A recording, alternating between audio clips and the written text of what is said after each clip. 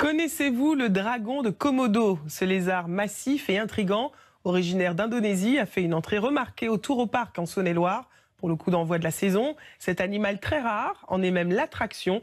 Un spécimen que les soigneurs sont allés chercher dans un zoo britannique. Un transfert à haut risque, suivi par Félix Thomen et Peggy Lionneau.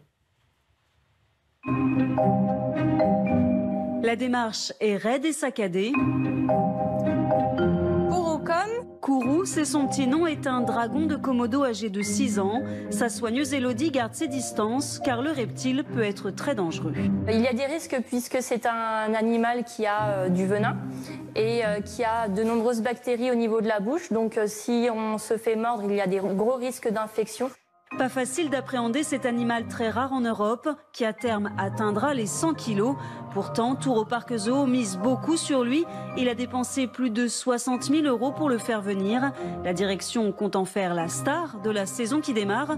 Objectif, booster les entrées en baisse depuis plusieurs années.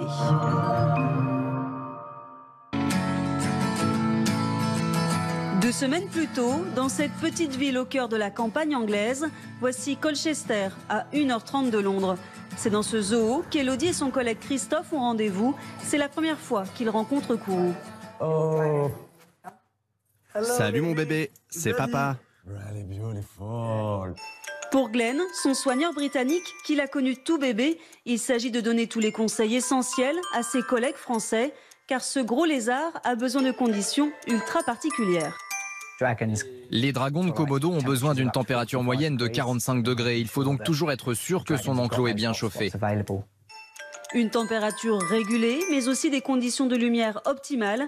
Ils vont les mesurer afin de les reproduire en France. Si on ne recrée pas ça, l'environnement ne sera pas bon pour notre Komodo, on risque de le perdre. Et c'est justement ce qui pose problème à Christophe. Les conditions relevées ne correspondent pas à celles de son prochain enclos. Il prévient son directeur. Pour les points chauds, dernière mesure, on était à 36-37. Il va falloir augmenter alors Thomas. Désolé, mais là, Elodie, elle a noté, on a relevé 40-42 degrés. Reste maintenant un enjeu de taille, faire rentrer Kourou dans cette boîte. On a fait un entraînement intensif pendant un mois. Il rentrait et sortait, mais on n'a jamais fermé la boîte. Devant les vitres du terrarium, Christophe est impatient, stressé. Et à la surprise générale, Kourou s'y dirige de lui-même. Perfect. Tout est prêt pour le départ. 5 semaines. C'est un voyage à haut risque qui débute, car là encore, c'est la température qui pose problème. Grâce à cette sonde, l'équipe française contrôle en permanence la température dans la boîte de Kourou. Le zoo m'a demandé de respecter entre 25 et 28 degrés. Un réglage qu'il va falloir maintenir pendant les 15 heures du voyage. C'est parti, en route pour la France. Retour en Saône-et-Loire, à Touroparc. Thomas, le directeur, n'a pas dormi de la nuit. Il s'inquiète pour sa nouvelle mascotte. Oui, Christophe. Bonjour, c'est Thomas. Ça se passe bien sur la route? On va être dans les temps. Au niveau des relevés température, on en est où? Tout se passe assez bien? Avec le thermomètre laser en pointant sur la caisse, oui. On oscille entre 28 et 32. Les températures sont optimales. C'est parfait. Bravo à vous deux aussi. C'est une belle victoire. Après 12 ans de dépôt de dossier pour avoir un Komodo. Il s'agit quand même d'une espèce pas rare, mais très menacée dans l'état naturel. Ce qui veut dire aussi qu'on a, nous, une épée de Damoclès au-dessus de la tête pour préserver l'animal. Quelques heures plus tard, Kourou va enfin pouvoir se dégourdir les jambes. Et après de longues minutes, il daigne enfin sortir de sa boîte pour gagner ses appartements.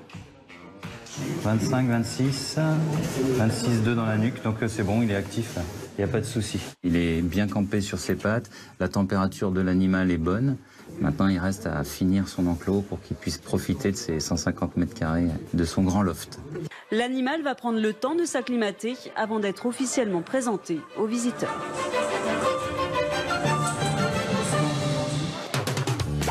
C'est le grand jour à Touroparc. Le public se presse. Dans le terrarium, Elodie, un peu tendue, dépose 3 kilos de bœuf pour appâter Kourou. Très excitée, je suis très contente pour Kourou. Il va pouvoir découvrir son nouveau terrarium. Il y a beaucoup de monde en plus aujourd'hui, donc il y a quand même un peu du stress. Derrière les vitres, difficile de se faire une place. Aujourd'hui, je suis honorée de votre présence et de partager avec vous cette première sortie de Kourou, notre dragon de Komodo. Et le moins que l'on puisse dire, c'est que Kourou fait le spectacle. Oui, la grosse langue. Ce qui est encore plus étonnant, c'est de voir aussi bien cet animal, aussi bien présenté et aussi proche de nous. C'est fantastique là. On est bien content d'être derrière, de l'autre côté de la vitre. Ouais, quand même, ça fait peur. Le directeur peut être rassuré, il va pouvoir penser à l'avenir, un deuxième Komodo et pourquoi pas assister à une reproduction. Ce serait une première dans un parc français.